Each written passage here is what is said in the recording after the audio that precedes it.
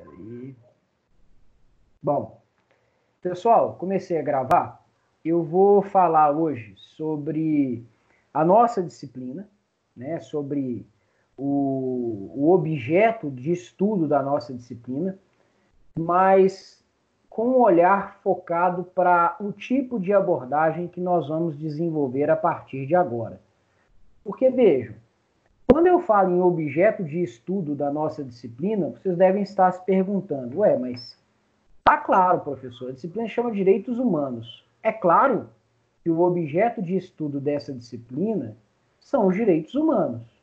Direitos esses que vocês já sabem o que são. Vocês, nas aulas que nós desenvolvemos até aqui, tiveram acesso a um conceito básico, às teorias que fundamentam esses direitos, as características desses direitos, as fontes que esses direitos possuem. Vocês tiveram acesso a uma explicação sobre a evolução histórica desses direitos, tiveram uma explicação em relação às classificações ou às principais classificações que são desenvolvidas em relação a esses direitos e, finalmente, tiveram uma explicação sobre a força vinculante que esses direitos possuem. Então, vocês já sabem o que são os direitos humanos. Vocês já têm informações suficientes acerca do objeto de estudo da nossa disciplina. Então, o que eu quero dizer quando eu digo que na aula de hoje a gente vai falar da nossa disciplina e do objeto de estudo, de como a gente vai abordá-lo? Já não estou fazendo isso desde o princípio? Eu vou responder para vocês o seguinte: sim e não. Porque a gente pode estudar direitos humanos sob duas óticas. A ótica do direito interno e a ótica do direito internacional dos direitos humanos, que é uma ótica que enxerga a proteção dos direitos para além do domínio estatal. E na aula de hoje eu vou explicar para vocês qual é a diferença de tratamento de uma ótica e de outra, de uma abordagem e de outra, e vou explicar por que nós vamos abordar a proteção dos direitos para além do domínio do Estado, tá certo? Então, na aula de hoje, eu quero falar um pouquinho da nossa disciplina. A nossa disciplina, ela chama Direitos Humanos, mas ela deveria receber um nome diferente. Ela deveria se chamar Direito Internacional dos Direitos Humanos. Por quê? Porque em direitos humanos, a nossa abordagem, ela é uma abordagem que extrapola o domínio estatal. Não é que ela desconsidere a proteção dos direitos dentro do Estado. Ela considera a proteção dos direitos dentro do Estado, mas ela vai além disso, porque ela estuda os tratados e outras normas de proteção de direitos humanos que estão além, ou que incidem para além do domínio estatal. Ela estuda mecanismos de proteção que têm a sua área de atuação para além do domínio estatal, para além de um Estado apenas. Então, eles atuam no monitoramento de todos os Estados nacionais que, eventualmente, se vincularem a esses mecanismos de proteção. Então, essa é a primeira consideração que eu queria fazer. Quando a gente fala de direitos humanos, a gente tem que pensar, em primeiro lugar, onde é que a gente vai proteger essas pessoas que são titulares desses direitos contra a violação desses direitos. Ora, nós vamos proteger essas pessoas inicialmente dentro do Estado. Quem vai fazer essa proteção? Quem tem a responsabilidade de zelar pelo respeito aos direitos humanos? Quem tem a responsabilidade de processar e julgar aqueles que violam direitos humanos? Os órgãos estatais, em primeiro lugar. Agora, se os órgãos estatais nada fizerem, ou se eles falharem na sua obrigação de proteção dos direitos humanos, existe hoje toda uma sistemática de proteção de direitos que extrapola o domínio estatal e que pode resultar na responsabilização do próprio Estado pela violação de direitos humanos. Perfeito? Isso é o que nós estudamos no Direito Internacional dos Direitos Humanos, esses mecanismos internacionais de proteção que podem estabelecer um monitoramento e até eventuais condenações em desfavor do Estado, porque o Estado falhou no seu dever de proteção dos direitos humanos. Bom, como é que a gente chega a isso? Como é que nós podemos hoje dizer que existem mecanismos internacionais de monitoramento e proteção de direitos humanos? Eu vou compartilhar uma tela aqui com vocês e queria que vocês atentassem para o que eu vou falar aqui agora. Estão vendo aqui? Tem 4 pontos, 1, 2, 3 e 4. Eu vou falar de cada um deles, tá bom? Eu vou começar pelo primeiro ponto. Veja, até o final da Segunda Guerra Mundial, eram os estados que tinham a responsabilidade de proteger os direitos. Isso significa, meus caros, que se eventualmente o Estado falhasse, nós não tínhamos nenhuma possibilidade de responsabilizar o Estado por violação de direitos. Nós até tínhamos alguns domínios de proteção dos direitos no plano internacional que se desenvolveram no final do século XIX, me referindo especificamente ao direito internacional humanitário, e tínhamos também alguns órgãos de proteção que se desenvolveram no início do século XX, estou falando da Organização Internacional do Trabalho e da Liga das Nações, antes mesmo, né, da Segunda Guerra Mundial, após a Primeira Guerra Mundial, mais especificamente, mas nós não tínhamos órgãos com jurisdição suficiente, por exemplo, para julgar um Estado nacional por uma acusação de que o Estado, por meio dos seus agentes ou por meio de pessoas que nele, né, habitassem, tivessem praticado atos de violação de direitos humanos.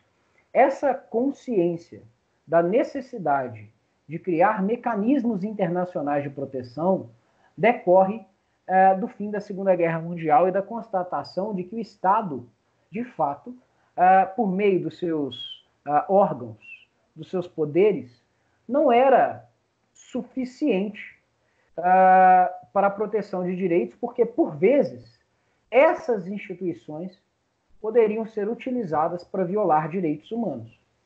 Todas as vezes que houvesse uma ruptura com o Estado de Direito dentro do Estado, muito provavelmente haveria violação de direitos humanos. E isso com o aval dos órgãos e instituições nacionais. Mas não apenas nos casos de ruptura drástica. Mesmo em situações de normalidade, por vezes, o Estado falha no seu dever de proteção de direitos. E, a fim de estabelecer uma proteção integral em favor dos sujeitos de direito, dos indivíduos e dos grupos que são titulares dos direitos, começou a se desenvolver uma série de mecanismos que nós chamamos de mecanismos de proteção internacional de direitos. Esses mecanismos, como eu vou explicar para vocês ainda, né, nas aulas que vão vir depois dessa, são mecanismos que vão sendo gradativamente construídos depois da Segunda Guerra Mundial. Nós começamos a desenvolver esse sistema internacional de proteção dos direitos com a criação da ONU. Depois vem a Declaração Internacional, a Declaração Universal dos Direitos Humanos, em 48. Depois nós temos 2 tratados, que são o Pacto Civil e o Pacto Social. Nós estudaremos esses tratados, pelo menos algumas das suas normas, numa parte que mais nos interessar aqui. Depois nós temos uma série de tratados que vão sendo criados, que são tratados específicos para a proteção de determinados grupos. E, em última instância, o que eu quero dizer é que, a partir do fim da Segunda Guerra Mundial, nós teremos uma gradativa ampliação de mecanismos de proteção e a criação de órgãos de tratado e de órgãos internacionais e de instituições internacionais com atribuições relacionadas à proteção de direitos humanos, notadamente com competência para monitorar os estados. Todas as vezes que os estados falharem, esses mecanismos de proteção podem ser acionados. Perfeito? Bom, como é que a gente chega a isso? Como é que a gente chega a isso?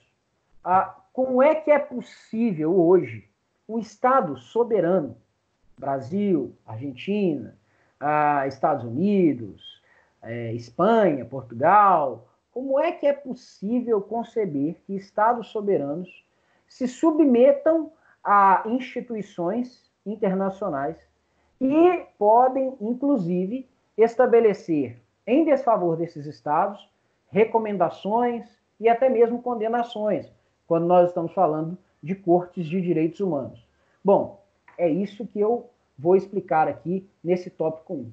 É porque, depois da Segunda Guerra Mundial, ficou claro que se o Estado podia violar direitos humanos e se o principal papel do direito era proteger os indivíduos contra a violação dos seus direitos, para evitar que o homem eliminasse o próprio homem, algo que ele se mostrou capaz de fazer durante a Segunda Guerra Mundial, era preciso que nós não eliminássemos a soberania nacional, mas que nós mitigássemos a soberania nacional. O que eu quero dizer é o seguinte: hoje, a soberania nacional não é mais absoluta. A soberania estatal não é mais um poder ilimitado. Ela é limitada pelo quê, professor? Principalmente, mas não apenas, pelos tratados internacionais que os Estados, no exercício da sua soberania, ratificam.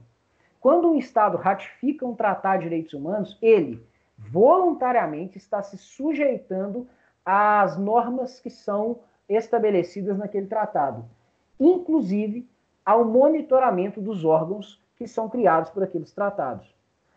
Mais do que isso, para reforçar a ideia de que é um ato de soberania e de que é uma aceitação voluntária da mitigação da sua soberania, em relação a determinados órgãos, não basta simplesmente ratificar o tratado.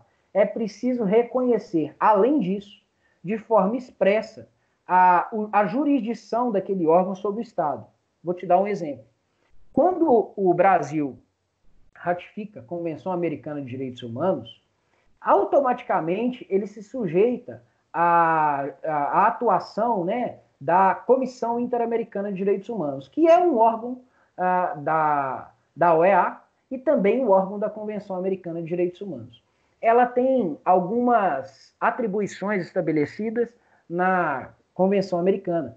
Ela pode monitorar o Estado brasileiro, ela pode estabelecer recomendações ao Estado brasileiro, inclusive, não sei se vocês sabem, mas a Lei Maria da Penha resulta de uma recomendação da Comissão Interamericana de Direitos Humanos. Pois bem, isso vale para a Comissão Interamericana, mas não vale para a Corte Interamericana de Direitos Humanos. Porque a Corte Interamericana de Direitos Humanos, ela só pode julgar os Estados que, além de terem ratificado a Convenção Americana, reconheçam expressamente a jurisdição da Corte sobre aquele Estado. Algo que o Brasil já fez, mas que os Estados Unidos, por exemplo, não fizeram. Isso é interessante porque a gente percebe que o Brasil voluntariamente se submete à jurisdição da Corte Interamericana de Direitos Humanos. De modo que seria incoerente com a própria manifestação soberana de ratificação desse tratado e de reconhecimento da jurisdição dessa Corte, não acatar as suas decisões. Então, entendam, por que hoje nós podemos falar de um direito internacional dos direitos humanos, que reconhece normas e órgãos com jurisdição sobre os Estados no plano internacional? Em primeiro lugar, porque a soberania estatal não é mais absoluta, ela é uma soberania mitigada. Até aqui, vocês entenderam o que eu falei? Me dá um feedback aí, escreve sim, não, ou abre o microfone e me fala para a gente poder avançar. Joia. Tive o retorno de um colega até agora, gente, da Luciana. Vocês entenderam o que eu acabei de dizer? Sim ou não? Fala para mim. Ok. Joia. Sim. 3 pessoas. Lívia e foi o Thiago, né? Joia, joia. Agora eu posso dar sequência. Além da mitigação, veja, não é eliminação. Não estou dizendo que os Estados nacionais não tenham soberania. Tem, eles continuam a ter soberania. Só não é uma soberania absoluta. Além da mitigação da soberania estatal, nós temos um segundo fator, que é a alteração do papel do indivíduo no cenário internacional. Meus caros, durante muito tempo, o direito internacional, que é uma disciplina, tem relação com a nossa, mas não é precisamente a nossa disciplina. Ele via o indivíduo como, no máximo, objeto de direito. Não era um sujeito de direito, ele não tinha poder de fala no plano internacional. O direito internacional estudava a relação entre os Estados e, no máximo, num segundo momento, estudava a relação entre Estados e organizações internacionais. O indivíduo, o sujeito humano, a pessoa humana, não tinha voz no cenário internacional. Isso muda a partir do momento em que começam a ser criados e ratificados tratados de direitos humanos. Tratados que protegem exatamente a pessoa humana dentro do Estado e para além dos seus domínios. Com o reconhecimento dos direitos em favor dos indivíduos e dos grupos, o indivíduo ele passa a ser dotado de personalidade jurídica também no plano internacional. Ele passa a ter voz no plano internacional. Hoje, você tem instâncias que podem ser acionadas pelo indivíduo, por grupos de indivíduos ou por organismos de proteção dos direitos dessas pessoas. Um indivíduo, ele pode denunciar, por exemplo, o Brasil, por violação de direitos humanos. Isso se dá pelo fato de que, após a Segunda Guerra Mundial, gradativamente foram sendo criadas condições normativas para o reconhecimento da subjetividade jurídica da pessoa humana no plano internacional. Ele adquiriu personalidade jurídica. Ele passou a ser sujeito de direitos e não mais objeto de direito. Perfeito? Essa é a segunda razão pela qual nós podemos hoje desenvolver uma abordagem internacional de proteção dos direitos humanos, que é a pretensão da nossa disciplina. Em primeiro lugar, nós temos uma mitigação da soberania estatal. Em segundo lugar, nós temos um reconhecimento da personalidade jurídica da pessoa humana no plano internacional, dando a ela condições de falar no plano internacional, de recorrer a mecanismos internacionais. O que é mitigação? Mitigação é uma espécie de relativização. É como se você estivesse atenuando a soberania nacional, reduzindo um pouco a sua incidência, estabelecendo limites à soberania nacional. Isso é mitigar, beleza? O que é mitigar a dor? Reduzir a dor. O que é mitigar a soberania nacional? Reduzir a soberania nacional. Ficou claro? Joia. Então vamos avançar. Não é só isso. Em terceiro lugar, olha que coisa curiosa. Isso aqui, se eu falar com vocês que há 10 anos atrás afirmar isso seria chover no molhado, vocês muito provavelmente escutariam e não faria nenhuma diferença. Mas no atual contexto, as duas próximas afirmações que eu vou fazer são, no mínimo, controvertidas.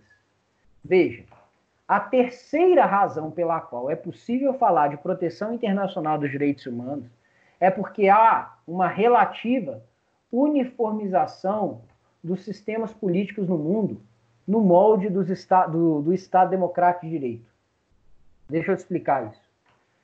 Até mais ou menos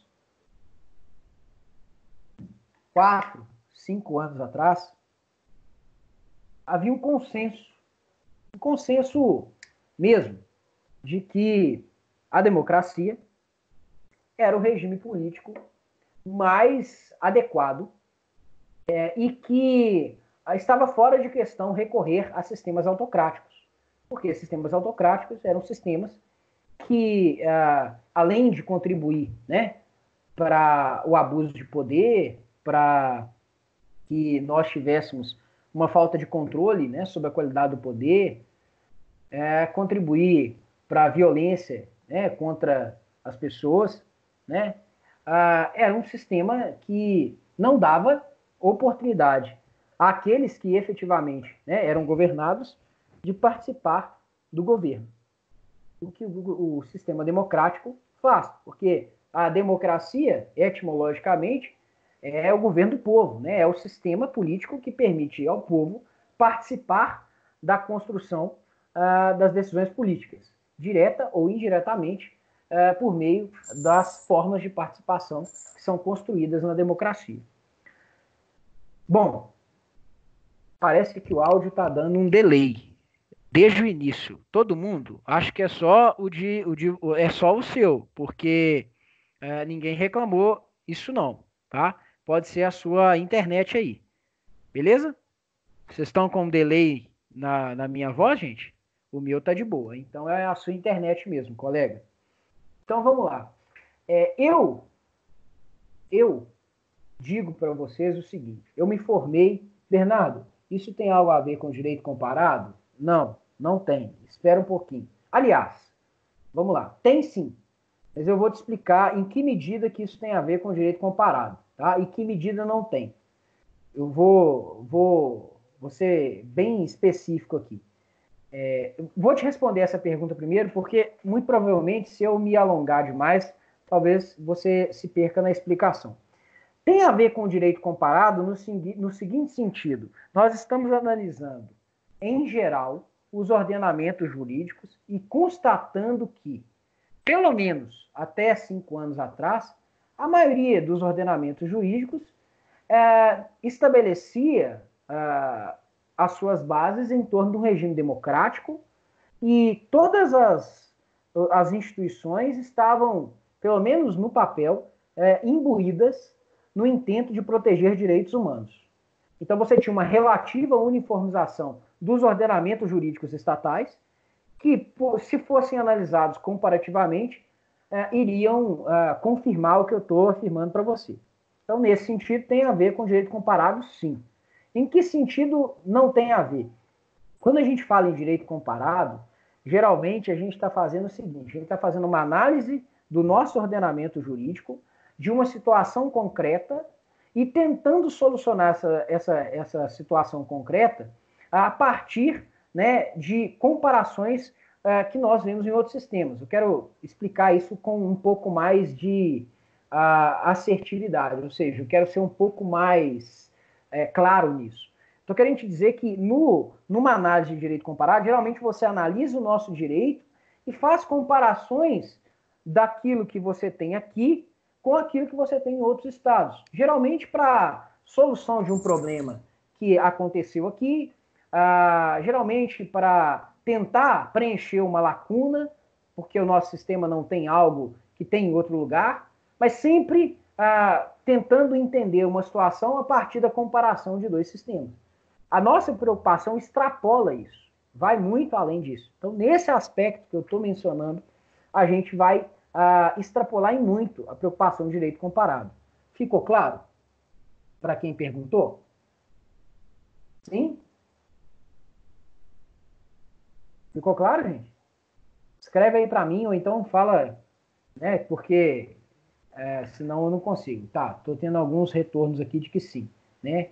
Bom, então quando eu falo em relativa uniformização dos sistemas políticos no mundo, nos moldes do Estado democrático, eu estou dizendo para vocês o seguinte: em primeiro lugar, que a maior parte dos estados se autodenomina democrático e que desenvolve seus regimes jurídicos a partir de ideais democráticos. Ou seja, há o controle institucional, a proteção de direitos, há mecanismos de participação das pessoas no exercício do poder. Existe a possibilidade, né, de divergir daquele que exerce o poder. Existe uma série de normas que vão estabelecer as condições para o próprio exercício do poder, tá? E existem, por assim dizer, canais de participação das pessoas, diretamente e indiretamente. Seja na escolha dos representantes, seja na participação de audiências públicas, seja por meio de questionamentos diretos, por exemplo, direito de petição e outros instrumentos que permitem, que dão voz ao povo dentro desse Estado. A maior parte dos estados, no no Ocidente, adota esse modelo, esses moldes, tá certo? Nós temos, obviamente, no Oriente Médio uma situação diferente, nós temos nos países da África uma situação diferente, nós temos na Ásia uma situação diferente.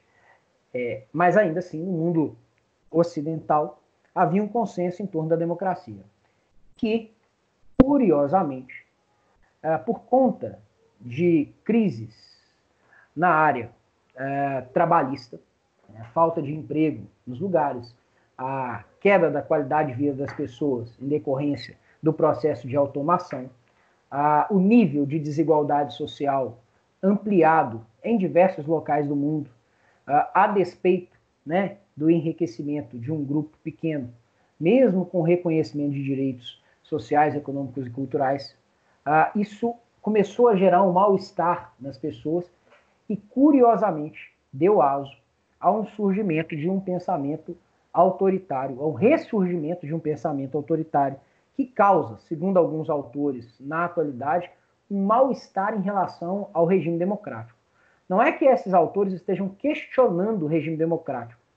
Pelo contrário, eles continuam a dizer o seguinte, dos regimes, a democracia é o menos pior, ou seja, é aquele que traz mais benefícios à população. Não é perfeito, tem suas falhas, mas ele é o regime que permite, pelo menos, o controle das ações estatais e que permite que as pessoas tenham voz dentro do Estado, dentro da instituição, né, que nós escolhemos como forma de organização societária. Mas há, segundo esses autores, uma constatação de que diversos lugares que tradicionalmente são adeptos do regime democrático passam hoje por um período de enrijecimento das suas instituições. Que há um mal-estar dentro desses estados em relação ao regime democrático. Muitas pessoas deixaram de crer na primazia do regime democrático e passaram a realmente acreditar que regimes autocráticos seriam melhores. Existe um livro que eu li, que é um best-seller, né, que se chama Como as Democracias Morrem. Esse livro foi escrito por 2 professores de Harvard, por oportunidade da eleição do Donald Trump nos Estados Unidos. Ele está preocupado com o contexto norte-americano, tá? Mas ele é incrivelmente atual para a nossa realidade no Brasil e em diversos lugares do mundo também. Eu sugiro que quem quiser, né, leia esse livro, Como as Democracias Morrem. Inclusive, se você quiser saber, né, sobre o que o livro fala, tem vídeos no YouTube com os autores desse livro. Né? Só você escrever lá Como as Democracias Morrem e vocês vão ver entrevistas dos autores. Né? E eles vão dizer o seguinte, olha, hoje as democracias não morrem mais como morriam antigamente, com tanques nas ruas. Hoje as democracias morrem aos poucos, com a fragilização. O meu ficou mudo. Não, acho que é o seu mesmo, não é o meu não, porque as pessoas não estão reclamando não, tá? Hoje as democracias morrem lentamente com a fragilização, com a relativização de mecanismos que são criados para a manutenção e proteção do próprio regime democrático. Ela morre com a captura dos árbitros, ela morre com a subversão das instituições democráticas que passam a atuar de forma antidemocrática contra o regime democrático e elas, muitas das vezes, vão morrer tão lentamente que as pessoas nem vão se dar conta de que já estão a viver num regime autoritário, né? Por exemplo, uma característica de um regime autoritário é o questionamento permanente da liberdade de imprensa e da liberdade de expressão. Então, a gente precisa tomar cuidado. A gente está passando, de fato, por um período, né, no nosso país, mas não só no nosso país, que é um período de mal-estar democrático. E não se enganem, não há que se falar em proteção de direitos humanos em regimes autoritários. Porque no regime autoritário, quem governa dita todas as normas, dita todas as regras e tem a autoridade, inclusive, para suspender as regras. Nesse regime, você não tem voz. Nesse regime, você não tem possibilidade de questionar nada. Ou você concorda e você é bem-vindo, ou você não concorda e você realmente não é bem-vindo. É muito comum que nós tenhamos expulsões em massa ou extradições de pessoas em regimes democráticos. Isso aconteceu na Alemanha nazista, isso aconteceu no regime civil-militar, durante o período civil-militar no Brasil. Isso acontece com frequência, né, nos países que adotam, né, um regime autoritário de extrema esquerda, de extrema direita, não importa qual é a perspectiva política, né? Ou você está de acordo, ou você é perseguido. Geralmente a pessoa que é perseguida, ela opta por fugir. Se ela não consegue fugir, ou ela morre, ou ela vai viver escondida. Essa é a realidade. Obviamente que existem níveis, né, de autoritarismo. O nível mais elevado de autoritarismo é o totalitarismo, como a Hannah Arendt fala, e que é o regime que vigiu na Alemanha durante o período nazista. Tá certo? O 4 é uma decorrência lógica do 3. Eu vou repetir o que eu falei até aqui, porque eu dei várias informações nesse meio tempo, só para vocês acompanharem a minha explicação. Em primeiro lugar, a gente fala em proteção internacional dos direitos humanos, porque há uma mitigação da soberania nacional. Em segundo lugar, porque o indivíduo ele assume a condição de sujeito de direito, porque ele passa a ter voz no plano internacional. Em terceiro lugar, porque há uma relativa uniformização dos sistemas políticos no mundo nos moldes do Estado democrático. Um consenso de que a democracia, de fato, é o melhor regime político, porque ela permite o controle do exercício do poder e porque ela dá voz ao povo. O povo é, de fato, o detentor de todo o poder na democracia. Ele vai exercer esse poder por meio de seus representantes eleitos ou diretamente nos termos dos mecanismos que são criados para participação direta. E também por meio de mecanismos deliberativos. E, em quarto lugar, é possível falar de proteção internacional dos direitos humanos, por quê? Porque vai se consolidar, após a Segunda Guerra Mundial, a noção de que os direitos humanos são padrões éticos universais. Não importa onde você esteja, não importa qual seja a sua cultura, existem padrões éticos, existem padrões morais que você precisa respeitar, que as pessoas precisam respeitar, sob pena de violar-se a própria dignidade das pessoas. E esses padrões morais universais são exatamente os direitos humanos. Também existe hoje um mal-estar em relação a essa afirmação. Você começa a perceber... Espera aí só um minutinho. Já vou responder a pergunta, tá? Deixa eu só concluir a explicação em relação a essa consideração. Beleza, Das? Olha aqui. Para que você perceba o que eu estou dizendo, né, que há um mal-estar em relação à afirmação de que os direitos humanos são padrões morais universais, você precisa constatar, em primeiro lugar, o seguinte: não é raro que nós tenhamos diversas pessoas que, talvez por desconhecimento, talvez não, talvez por má fé, vão reduzir ou até infirmar, né, vão até questionar a importância dos direitos humanos. Vão associar os direitos humanos à proteção, né, de criminosos, vão dizer que toda e qualquer pessoa que embanhe um discurso de proteção dos direitos humanos, na verdade, né, não é uma pessoa digna de igual consideração e respeito, não é cidadão de bem. Não preciso falar muito, não preciso me alongar muito aqui, que vocês já conseguem identificar, né, esse tipo de discurso na nossa sociedade. Não é só na nossa sociedade. Não se engane, né? Nós estamos passando por um período de retomada de um discurso autoritário, o que é extremamente perigoso, mas é no mundo inteiro, né? Como eu disse para vocês, por conta dos efeitos negativos da globalização, começou a ser interessante de novo aquele discurso que é o seguinte: olha, o estrangeiro está roubando seu emprego, que é a relação amigo-inimigo, nós, eles. E foi, inclusive, uma coisa que eu não expliquei muito bem quando eu estava explicando o regime nazi-fascista, mas como eu vou ter que regravar essa aula, eu vou explicar nessa aula. Dentro do regime autoritário nazi-fascista, você tem um discurso social, mas ele não é um discurso universal, ele é um discurso que diz o seguinte: olha, você aqui, nacional, você é tudo. Você é melhor, você é raça superior, você é raça eleita, você vai salvar a humanidade, né? Fora do grupo, você não é nada.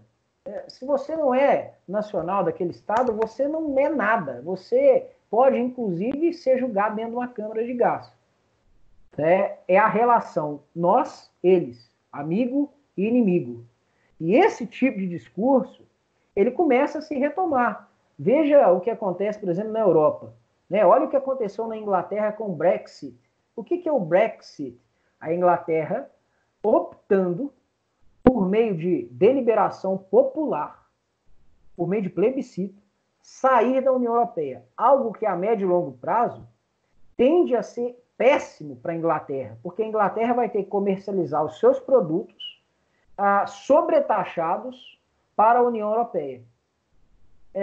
Mas ainda assim, o Brexit, a campanha do Brexit, ela vence com a ideia de que, bom, ingleses, o estrangeiro está roubando seu emprego, vamos devolver a Inglaterra para os ingleses. A mesma coisa acontece nos Estados Unidos, com o discurso do American First, América para os americanos, Inclusive, eu acho engraçado, vocês devem ter visto aí, que o Donald Trump proibiu as empresas norte-americanas de venderem máscara para outros países. E eu fico impressionado de ver como é que tem latino-americano que fica lambendo sola de norte-americano, É aquela coisa assim, literalmente, gente, os Estados Unidos roubaram parte das máscaras que várias nações haviam comprado, inclusive o Brasil. O Brasil tinha pagado pelas máscaras e os Estados Unidos confiscaram. E no seu discurso, o Donald Trump falou que essa era uma represália mesmo, que ele precisava garantir as máscaras para os americanos.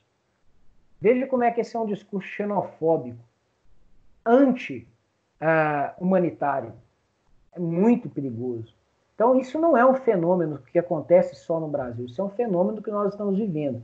Acontecimentos como esse, da pandemia do coronavírus, só aumentam a potencialidade desse tipo de discurso. Por quê? Porque esse tipo de discurso, ele se apropria muito do medo, da insegurança das pessoas, para explorar esse sentimento e para dar a essas pessoas propostas de solução que muitas das vezes são simplistas, mas que são fáceis de serem entendidas. Então as pessoas compram a ideia. É aquela coisa, vamos reduzir a criminalidade? Vamos. Como? Bandido bom é bandido morto. Como se isso, por si só, reduzisse a criminalidade. Não reduz. Em lugar nenhum do mundo, se você pegar os países com a criminalidade, com índices baixos de criminalidade, melhor dizendo, você não vai ver políticas de segurança pública que adotam essa temática tão simplista assim. Mas o sujeito entende o que ele está falando. E se você pegar os Estados Unidos, o que o Donald Trump vai falar para o norte-americano ali do Texas? Olha, você está sem emprego? Então, agora eu vou devolver o seu emprego. Eu vou fazer um muro aqui com a fronteira do México, é America First. Primeiro, América.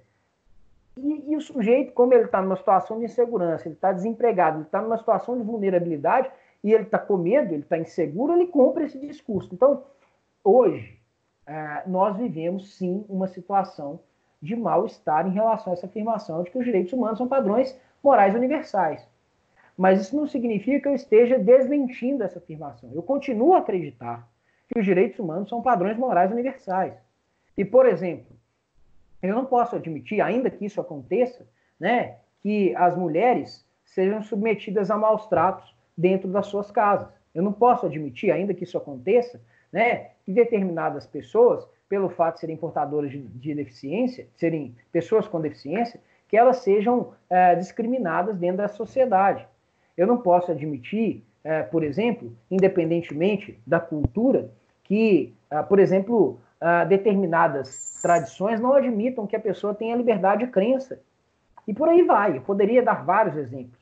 Por que eu digo isso? Porque eu adoto uma perspectiva universalista em relação aos direitos humanos. E aqui eu vou fazer um contraponto entre o universalismo e o relativismo cultural. Tá certo? Mas antes disso, deixa eu responder a pergunta do colega, ou da colega, né? Deixa eu voltar aqui para mim. Deixa eu abrir o chat. Para se fazer inimigos, não é preciso declarar a guerra, é só dizer o que você pensa. MLK, tenho muito receio da frase democrática. Isso, é verdade. Na verdade, foi uma afirmação, né? É verdade. Hoje em dia, eu vou fazer. Professor, Oi, é a Luciara que está falando. pode. Essa frase é de Martin Luther King Jr. Uhum. É porque o senhor colocou sobre o período democrático que o país atravessa, né? Uhum. E assim, o governo, ele está passando uma... Enfim, os discursos tem... Ô, É Luciano, tá o picando a governo. sua fala. Tá picando. Vocês estão escutando ou tá picando? Tá picando, não Não, tá? então, deve ser a minha internet. Era só um comentário. Faz assim, Tá, pode coloca ele no prosseguir, então. chat, eu vou ler o chat no que você colocou e aí eu desenvolvo e deixo e volto para você. Pode ser? Porque realmente eu não estou Tudo conseguindo escutar bem. tá, eu não quero a aula, não. Tudo bem.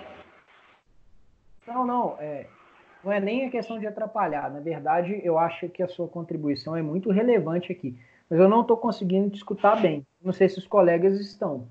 Dá um retorno aqui. Vocês estão conseguindo escutar? Sim? Tá falhando. A minha também tá bem ruim. A minha também tá falhando. Então, faz um favor para mim. Aqui, ó. Quem colocou foi a Das, né? Faz um favor para mim. Ó. A fala é do Martin Luther King. Beleza. Faz um favor para mim. Para a gente poder desenvolver, né, a sua reflexão, coloca aqui no chat para eu ler daqui a pouquinho. Tá bom? Mas deixa eu já adiantar o que você... A minha concordância em relação ao que você disse. Sim, no regime democrático, é muito comum que nós encontremos pessoas que pensem diferente de nós. Aliás, no regime democrático, é o único ambiente que nós poderemos, de fato, divergir publicamente. É muito comum que as pessoas não se identifiquem com um discurso que contraria aquilo que elas acreditam. Nós, seres humanos, somos assim. A gente geralmente se aproxima daqueles que pensam como a gente, para escolher as amizades, para escolher os parceiros, né, para escolher os professores, enfim. Geralmente a gente costuma se alinhar com aqueles que pensam parecidos com a gente. Quem pensa diferente geralmente causa incômodo na gente. Então, nesse sentido, se você, de fato, quiser fazer um inimigo, né, você vai expor a sua opinião. Se ela for diferente do grupo, muito provavelmente o grupo não vai te aceitar muito bem. Mas veja, e esse é o ponto que eu queria destacar. Isso é fato, isso é da humanidade. Mas no regime democrático, você é protegido, no sentido de que você, ainda que desagrade, pode falar. Há uma discussão em relação aos limites da tolerância, para dizer o seguinte: será que num regime democrático eu poderia tolerar um discurso de ódio? Esse é um debate extremamente relevante, inclusive nos Estados Unidos. E eu, particularmente, entendo que não, que o discurso de ódio extrapola os limites da tolerância. O Supremo Tribunal Federal já teve oportunidade recente de decidir nesse sentido em algumas ações, tá? Inclusive naquela referente à homotransfobia, ele fala isso. Mas há outros casos em que ele estabelece limites ao discurso de ódio. Tem um caso envolvendo um exercício de proselitismo, né? E ele fala, olha, o proselitismo é livre, a pessoa pode, né, afirmar publicamente a sua fé e com a intenção de convencer as pessoas. Ela só não pode extrapolar os limites dessa fé e caminhar na direção do discurso de ódio. Então, ainda assim, ainda que nós tenhamos alguns limites tênues em relação à liberdade de expressão, à expressão da nossa opinião, é apenas no regime democrático que você vai poder expressar essa opinião, que seja divergente do grupo, que você crie inimigos, mas ainda assim o regime democrático te protege. O regime autoritário, ele te expõe, na medida em que se você pensa diferente, você é visto como alguém que não se filia a um sentimento, a unidade, a noção, né, de bem comum daquela comunidade, você não se identifica com os valores, então você é visto quase como uma doença dentro daquela comunidade. Então você tem que ser calado, pelo bem ou pelo mal. Então não se engane, né? A afirmação da colega é uma afirmação bem relevante mesmo. Tem gente, pelo fato de eu ser muito eloquente e pelo fato de eu não esconder, né, as minhas posições por detrás de um discurso extremamente técnico, eu deixo bem claro, desde o princípio, acho que é uma questão de honestidade intelectual, né, quais são as bases das minhas reflexões. Tem gente que me julga mal, acha, por exemplo, que quando eu, por exemplo, me oponho a uma determinada pessoa, que eu esteja me opondo àqueles que se alinham àquele tipo de pensamento. Não é precisamente isso.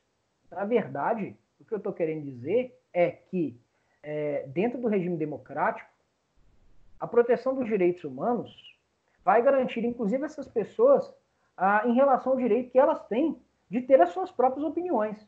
Você, meu aluno, não precisa pensar como eu, absolutamente.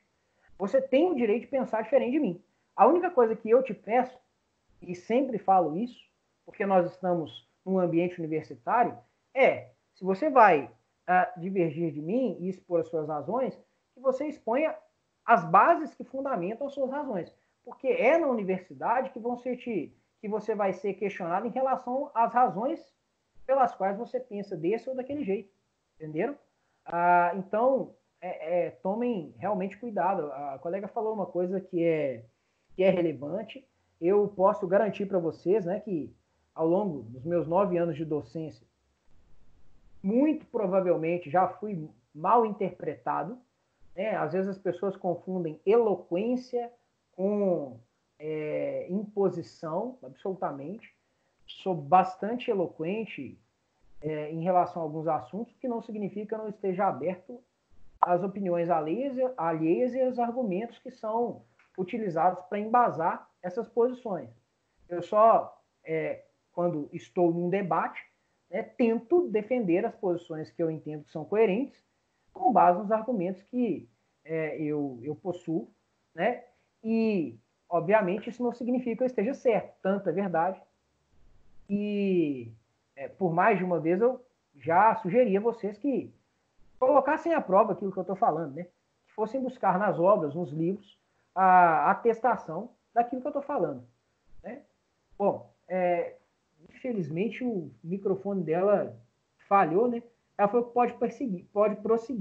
Então eu vou fechar a aula falando, mas assim, eu agradeço mesmo. Eu achei muito relevante a fala, achei que contribuiu demais, até para que a gente possa falar desse mal-estar democrático, né?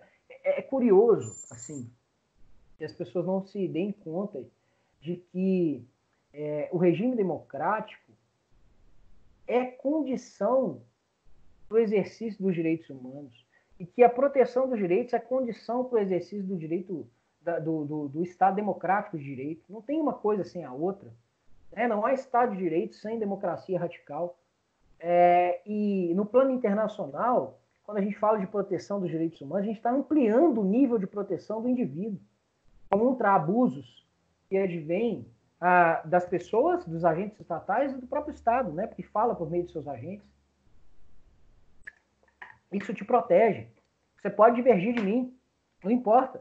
Não é pelo fato que eu sou seu professor e eu tenho uma opinião que vai se sobrepor sobre a sua. Agora, se a gente estivesse vivendo um regime autoritário, né, dependendo da posição que eu exercesse, você não poderia me questionar, simplesmente pelo fato que eu sou, dentro da sala de aula, a autoridade máxima.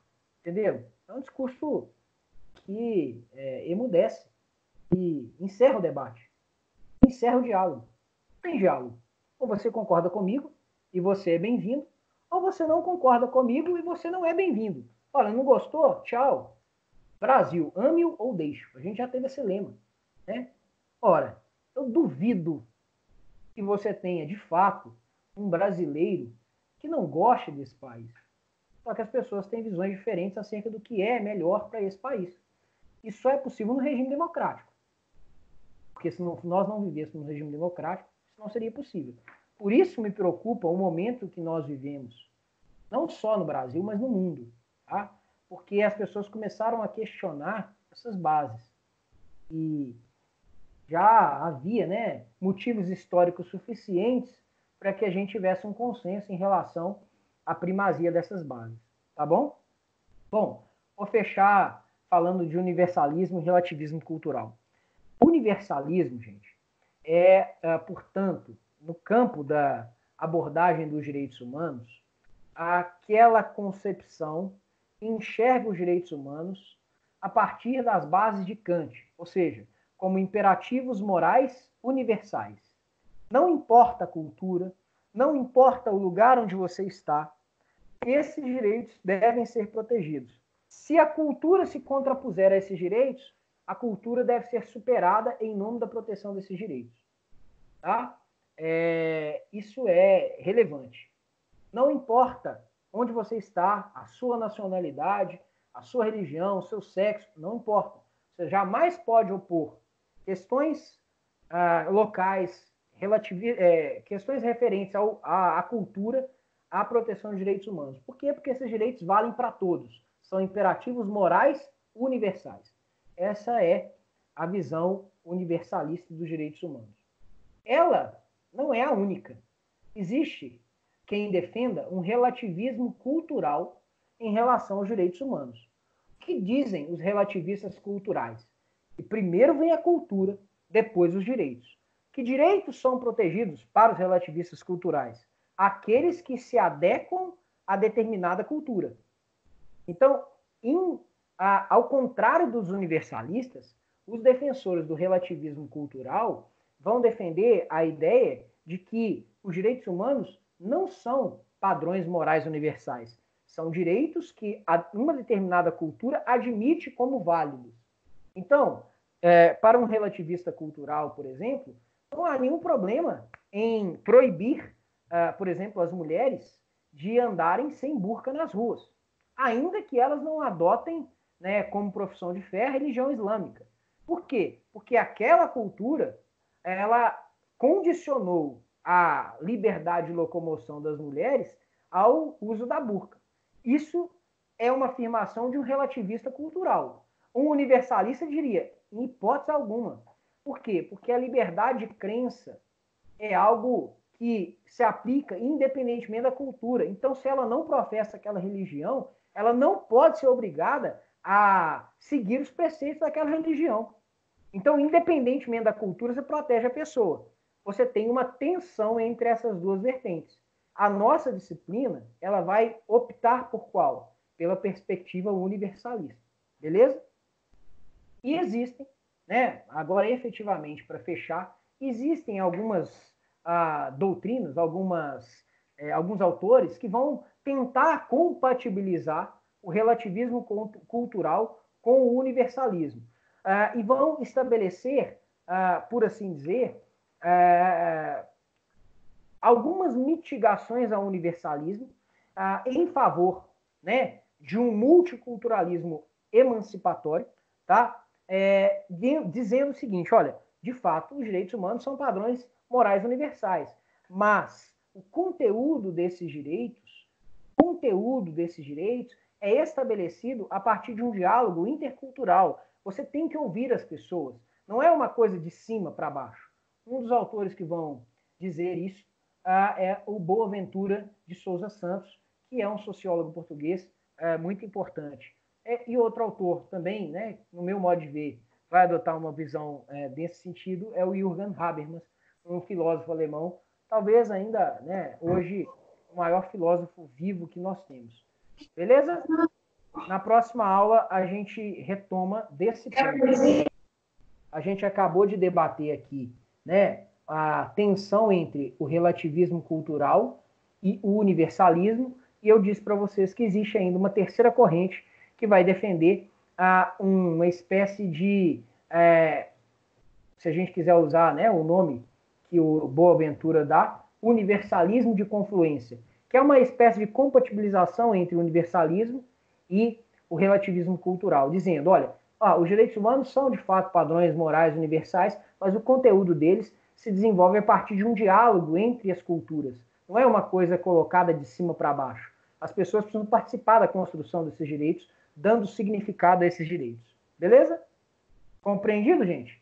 Não deixe de baixar a aula e até semana que vem, muito provavelmente, se tudo der certo, na plataforma do Colabore, tá bom? Do Collaborate. Beleza?